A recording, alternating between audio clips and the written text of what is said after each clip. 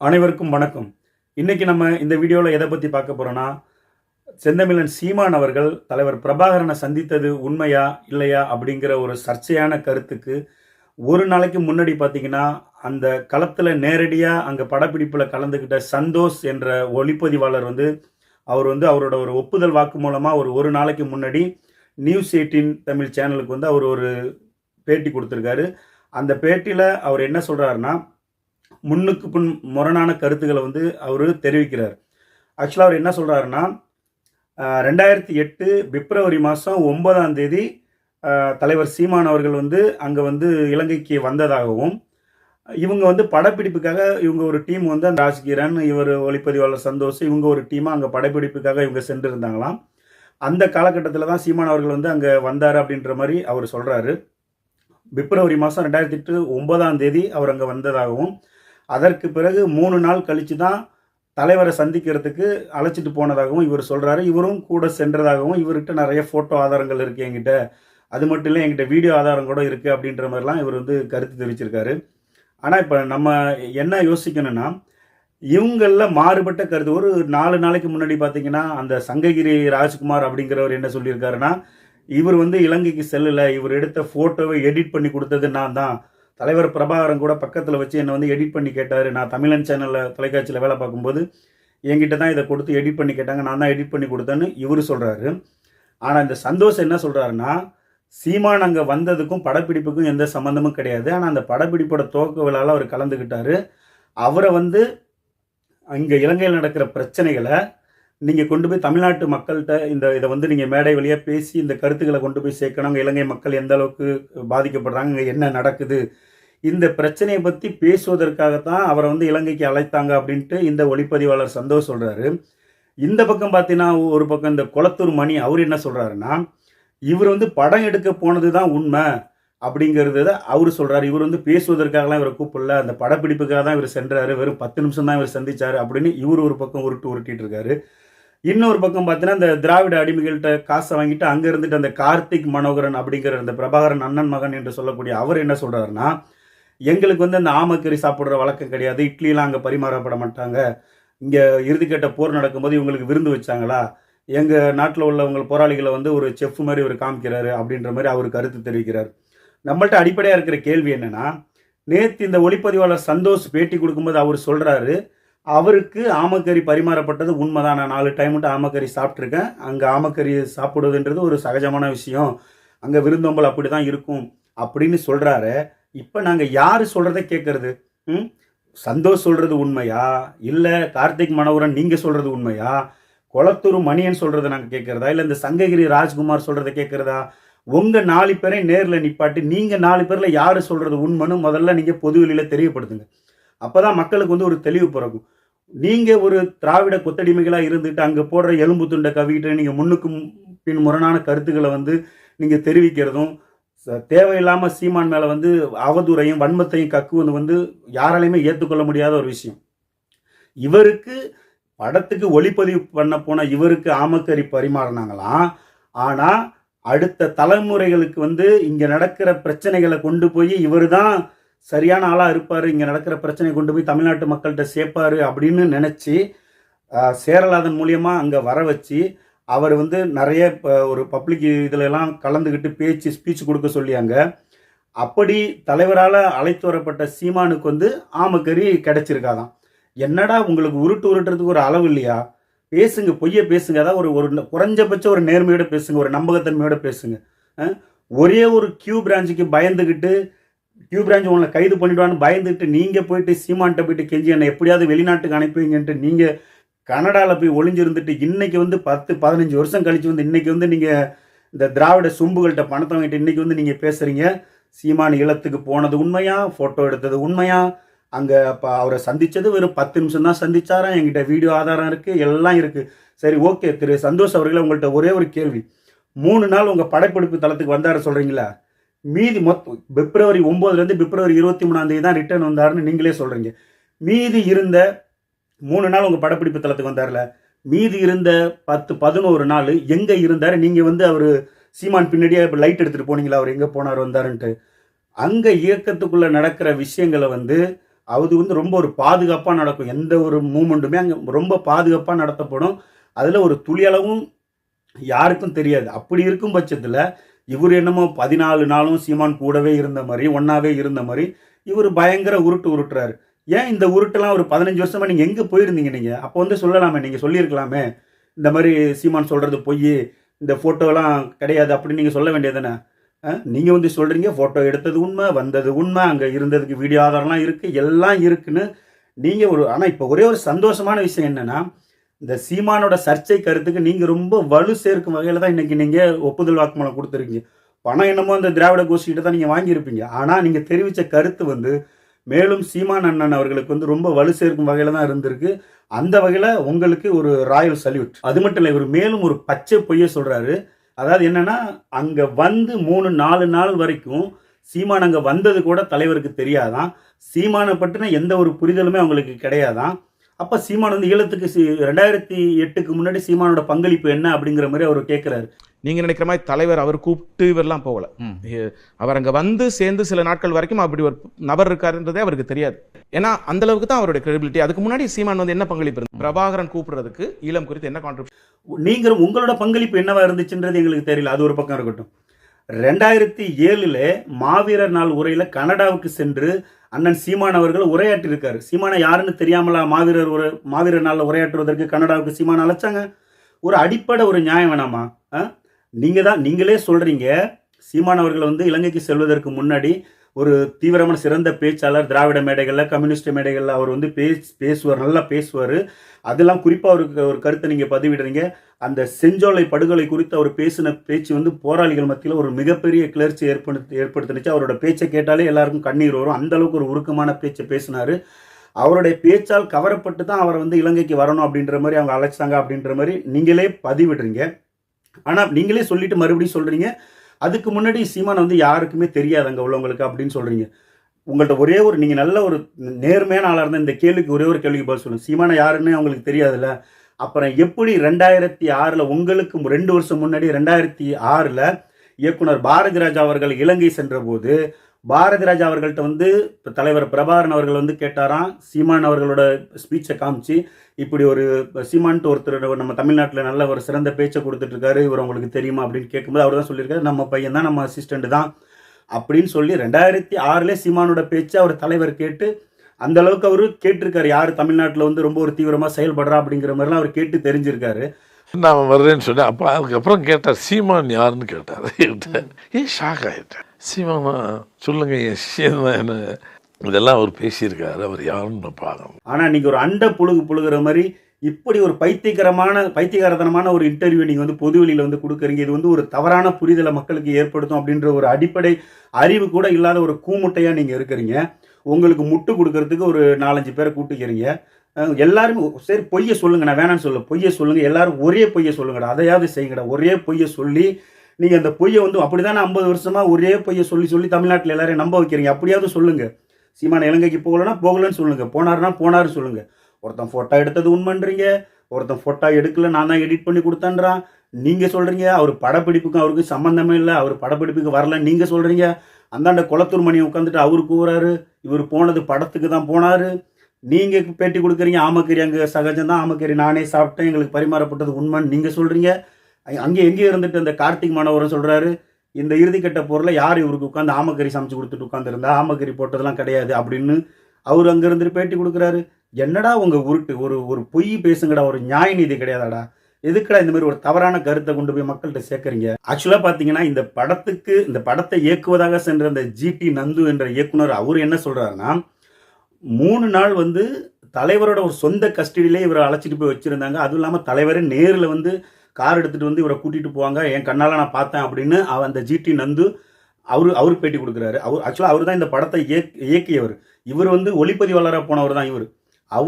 அப்படி ஒரு வெளிப்படையான வாக்குமூலத்தை அவரு கொடுத்துருக்காரு. இப்போ சொல்லப்போனால் 3 நாட்கள் எனக்கு தெரிஞ்சு வந்தாங்க, அண்ணன் கூட்டிகிட்டு போனாங்க. ஆமாம், 3 நாட்கள் அண்ணனோட கஸ்டடியில் இருந்தார் சீமான். ஆமாம், அவர் கூடவே 3 நாட்கள் எனக்கு நல்லா தெரியும். பிரபாகரனே சீமான் அவர்களை அழைத்துட்டு போனார். ஆமாம், அவங்க கூட்டிகிட்டு போனாங்க. இதை வந்து நேரில் பார்த்தாங்க. அதனால் ஆனால் இவங்க பார்த்தீங்கன்னா இந்த முன்னுக்கு பின் முரணான ஒரு கருத்துக்களை தெரிவிச்சுட்டு மக்கள்கிட்ட வந்து வீணு அவர் மேலே ஒரு அவதூறை பரப்பணுன்றதுக்காக இந்த மாதிரி விஷயங்களெல்லாம் நீங்கள் தொடர்ந்து செஞ்சுட்டு வரீங்க. மேலும் இவர் என்ன சொல்கிறாருன்னா, இவருக்கு பரிமாறப்பட்ட ஆமக்கரியை தான் அது வந்து சீமானுக்கு நடந்த மாதிரி அவர் வந்து மிகைப்படுத்தி சொல்கிறாரு. அதே மாதிரி அந்த தடா சந்திரசேகருக்கு அந்த குறிப்பு என்னென்ன சாப்பிட்றாரு அப்படின்ட்டு பின்னாடி இருந்து ஒரு போராளி குறிப்பு எடுத்துகிட்டு இருந்தாராம். அதை வந்து இவருக்கு நடந்த மாதிரி இவர் வந்து ஒரு எடுத்துக்கட்டி சொல்கிறாரு. அப்படின்ற மாதிரி ஒரு பயங்கரமான பச்சை பொய்யை சொல்கிறீங்க. ஏன்டா படம் எடுக்க ஒளிப்பதிவாளரை போன உனக்கு ஆமக்கறி போடுறாங்க, தடா சந்திரசேகர் சாப்பிட்ற உணவு வகையை வந்து பின்னாடி இருந்து குறிப்பு எடுத்துகிட்டு இருக்காங்கன்னா, ஒரு அடுத்த கட்ட இந்த இயக்கத்துக்கு அடுத்த கட்டமாக இந்த இயக்கத்தோட செயல்பாடுகளை கொண்டு போய் இன்னொரு தலைமுறைக்கு சேர்க்கணும் அப்படின்ட்டு ஒரு நம்பிக்கை வச்சு ஒரு தலைவரை வந்து தமிழ்நாட்டிலேருந்து இங்கே அழைச்சிருக்காங்க. அப்படிப்பட்ட ஒரு நபர் அங்கே இருக்கும்போது அவருக்கான விருந்து உபசரிப்பு எப்படி இருக்கும் அப்படின்றது ஒரு குறைஞ்சபட்சம் ஒரு நியாய நீதி உள்ள மக்களுக்கு எல்லாருக்கும் தெரியும். இந்த ஒரு அடிப்படை கூட இல்லாமல் நீ வந்து ஒரு தவறான தகவலை வந்து பொதுவெளியில் வந்து நீ பரப்பிட்டு இருக்க. இதில் என்ன சொல்கிறதுனே தெரியல. பேசுங்கடா, எலும்பு துண்டு வாங்குற எலும்பு துண்டுக்கு பேசுங்க. நான் குறைஞ்சபட்சம் ஒரு நேர்மையோட பேசுங்கடா. இவர் சொல்றாரு இவ்வளவு பெரிய விஷயம் நடந்ததுக்கெல்லாம் காரணம் அந்த வன்னியரசம். ஏன்டா நீங்களாம் பேசுறீங்களா? உங்களுக்கு வெக்கமா இல்லையாடா? லாஸ்ட்ல 2009 மே மாதம் 18ஆம் இறுதிக்கட்ட போடுற மக்கள் செத்து கொத்து கொத்தா உளுந்து நாடெங்கும் கரும்புகை சூழ்ந்து கிடக்கும்போது இங்கே கொண்டு போய் மகளுக்கும் பேரனுக்கும் பதவிக்காக டெல்லியில் போய் சோனியா காந்திட்ட மண்டிட்டு நின்னாரு கலைஞர் அவர்கள். அப்போ செய்தியாளர் கேட்குறாங்க, நீங்கள் தமிழின தலைவர்னு சொல்கிறீங்களா, இப்படி தமிழ் மக்களை கொன்று ஒழிச்சு இறுதிக்கு மொத்த தமிழ் மக்களையும் கொன்று ஒழிச்சிட்டோம் அப்படின்ட்டு நாடே கரும்புகையாக காட்டுறாங்களே, இந்த ஒரு துக்கத்தை அனுசரிக்காமல் நீங்கள் இங்கே வந்து பதவிக்கு உட்கார்ந்துருக்காங்களே அப்படின்னு செய்தியாளர் கேட்கும்போது அந்த கலைஞர் என்ன சொன்னார் தெரியுமா உங்களுக்கு? அவர் சொன்ன வார்த்தை, சங்க இலக்கியத்தில் ஒரு தெருவில் சாவு பெற கேட்டால் மற்றொரு தெருவில் மங்கள இசையும் ஒலிக்கும் அப்படின்னு கொஞ்சம் கூட ஒரு ஈவு இறக்கம் இல்லாமல் தமிழினத்துக்கு விரோதமாக பேசிய ஒரு கலைஞர் அந்த திராவிட முன்னேற்ற கழகத்தோட நீங்கள் கூட்டு சேர்ந்துக்கிட்டு ஒரு சீட்டுக்கும் அரை சீட்டுக்கும் முக்கால் சீட்டுக்கும் அந்த கோபாலபுரத்து வாசலில் போயிட்டு மண்டி போட்டுட்டு அவங்க போடுற நாய் எலும்பு துண்டுக்காக கவ்விட்டு கிடக்கிற இந்த வன்னி அரசு குளத்தூர் மணி, நீங்களாம் வந்து பொதுவெளியில் பேச உங்களுக்கு என்ன தகுதி இருக்குது உங்களுக்கு? இதில் வேற நீங்கள் சொல்கிறீங்க இந்த நீங்கள் தான் வந்து சீமானை அங்கே அறிமுகப்படுத்தி வச்சதாகவும் இவர்களோட பொது மேடையில் பேசி தான் சீமானை வந்து அவர்களுக்கு தெரியும். ஓகே, அது எல்லாம் ஓகே. நீங்கள் என்ன பண்ணுனீங்க? அதுக்கப்புறம் உங்களோட பங்களிப்பு என்னவா இருந்துச்சு? நீங்கள் கொண்டு போய் திமுக கோபாலபுரத்தில் போயிட்டு உங்களோட நேர்மையும் தன்மானத்தையும் கொண்டு போய் அடமானம் வச்சிங்க. ஒரு ஆளாக 2010 கட்சி ஆரம்பிச்சு இன்னைக்கு 15 வருஷம் தொட்டு ஒரே ஆளாக கத்தி கிட்டத்தட்ட 36 லட்சம் இளைஞர்களை வந்து இந்த மண்ணில் வந்து அவர் சேர்த்திருக்காரு. அது மட்டும் இல்லை, எந்த தலைவரை தீவிரவாதி பயங்கரவாதின்னு பட்டம் கட்டி இந்த நாட்டுக்குள்ள தடை விதிக்கப்பட்ட ஒரு தலைவரை இன்னைக்கு அவர் தான் என் இனத்தின் தலைவர், என் தமிழ் தேசியத்தின் தலைவர்னு கொண்டு போய் இவ்வளவு லட்சம் மக்கள்கிட்ட கொண்டு போய் சேர்த்தவர் சீமான். யாருடா இன துரோகி? நீங்க துரோகியா அவரு துரோகியா? கொடுக்குற எலும்பு துண்டுக்காக அங்க போய் கவ்விட்டு கிடக்கிற நீங்க சீமானை பத்தி பேசுவதற்கு என்ன தகுதி இருக்கு? என்ன தராதனம் இருக்கு உங்களுக்கு? அந்த இறுதிக்கட்ட போர் சமயம் நடந்ததுல அந்த கடற்படை தளபதி அவர்கள் சூசி அவர்கள் பேசின ஆடியோ கிளியரா மக்கள்கிட்ட கொண்டு போய் அதை தான் மக்களுக்கு இன்னைக்கு நல்ல ஒரு ஆதாரமா இருக்கு. அதையும் நீ உருட்டுன்னு உருட்டுற. அவர் சரி, நீங்க சொல்றப்ப உங்க கூற்றுப்படி பார்த்தா இதுக்கு முன்னாடி பல தலைவர்கள் அங்கே சென்று இருக்காங்க. பல தலைவர்கள் இவரை விட வீரியமா செயல்பட்ட தலைவர்கள்லாம் நீங்களாம் பெரிய புடுங்கி தானே வன்னி அரசு, இந்த குளத்தூர் மணி, நீங்களாம் போனீங்களா எல்லாரும்? உங்கள்கிட்ட விட்டுட்டு போறேன்னு சொல்லணும். அவர் தான் தெளிவாக சொல்றாருடா, நாங்கள் 2 கிலோமீட்டர் சுற்று வட்டாரத்தில் நாங்கள் அடங்கி கிடக்கிறோம், எனக்கு காலில் கையில எல்லாம் அடிபட்டிருக்கு, நீங்கள் தலைவர்கிட்ட சொல்லுங்க, சீமான் சார்கிட்ட சொல்லுங்கன்னு 2 வாட்டி சொல்றாரு. சீமான் சார்கிட்ட சொல்லுங்க, போராட்டத்தை முன்னெடுக்க சொல்லுங்கன்னு 2 வாட்டி சொல்றாரு. ஏன் அந்த நீங்க சொல்லக்கூடிய அந்த தலைவர், அந்த வன்னி அரசு புடுங்கியா இருக்கட்டும், மற்ற குளத்தூர் மணி, இவங்க வைகோ, இவங்கெல்லாம் இருந்தாங்களா பல ஏன் இவங்கள்ட்ட எல்லாம் சொல்லல? அப்ப அவங்களுக்கு தெளிவா தெரிஞ்சிருக்கு. அவங்க மிகப்பெரிய உளவுப்படையை கட்டி வச்சிருந்தா அவங்களுக்கு தெரியும் யார் இன துரோகியா மாறுவா, யார் இனத்துக்காக கடைசி வரை நிப்பான்றது அவங்களுக்கு தெளிவா தெரியுண்டா. அதனால தான் சீமான் சார்ட்ட விட்டுட்டு போறேன்னு சொல்லுங்க, சீமான் சார்ட்ட விட்டுட்டு போறேன்னு படிச்சு அவர் சொல்றாரு. இதை எல்லாத்தையும் நீங்க அவருக்கு ஒரு பட்டம் சொல்றீங்க. சூசன் எனக்கு ஒரு பழக்கம் இருக்கு, அவர் வந்து எந்த ஒரு தகவலையும் 2 வாட்டி சொல்லுவார். பெரிய இவர் கூடவே பிறந்ததுலேருந்து சூசனம் கூட வளர்ந்தவர். உன் வேலை என்ன? நீ போனது படம் கேமராமேன் ஒளிப்பதிவாளர் இதுக்கு நீ போயிட்டு அங்கே போய் ஒரு 6 மாதம் ஒரு இடத்துல உட்காந்து படப்பிடிப்பு நடத்திட்டு நீ என்னமோ ஒட்டுமொத்த ஈழ போராட்டத்தையும் நீ இப்போ உள்வாங்கின மாதிரியும் நீ அங்கேருந்து களத்தில் போராடின மாதிரியும் நீ கதையாக விடுற. நீ எவன்டா கேட்பான் இந்த மாதிரி? உன் கதை உன் உருட்டெல்லாம் அங்கே கொண்டு போய் உருட்டு. ஒரே ஒரு கியூ பிரான்ச்சுக்கு பயந்துட்டு கனடாவில் போய் ஒளிஞ்சிருந்துட்டு இன்னைக்கு நீங்கள் வந்து இந்தியாவில் வந்து இந்த திராவிட இந்த எச்சி துண்டுக்கு எலும்பு துண்டுக்கு கவ்விட்டு நீ வந்து இன்னைக்கு வந்து சீமானுக்கு எதிரான ஒரு அவதூறை பரப்பிட்டு இருக்க. 15 வருஷம் ஒத்தாளா கத்தி அவன் தொண்டை புண்ணாகி போய் இன்னைக்கு தமிழ்நாட்டு மக்கள்கிட்ட ஒரு 36 லட்சம் மக்கள்கிட்ட வந்து தமிழ் தேசிய தலைவர்னா அது பிரபாகரன் தான் அப்படின்னு கொண்டு போய் நிறுவனவர் எங்கள் அண்ணன் சீமா. அவரை பற்றி பேச உனக்கு என்னடா ரைட்ஸ் இருக்கு? ஆனால் ஒரே ஒரு விஷயத்தில் இந்த ஒளிப்பதிவாளர் சந்தோஷத்துக்கு வந்து நம்ம வந்து நன்றி தெரிவிக்கணும். அது என்னன்னா, இவ்வளவு நாளா இந்த தமிழ்நாட்டில் இன்னும் ஒரு குரூப் இருக்கு. இவர் சும்மா ஆமக்கறி கதை விடுறாரு, அந்த கதை விடுறாரு, இந்த கதை விடுறாரு. இப்போ உங்களுக்கு நல்லா விளங்கி இருக்குன்னு நினைக்கிறேன். அங்கே ஆமக்கறி பரிமாறப்பட்டது உண்மைதான்.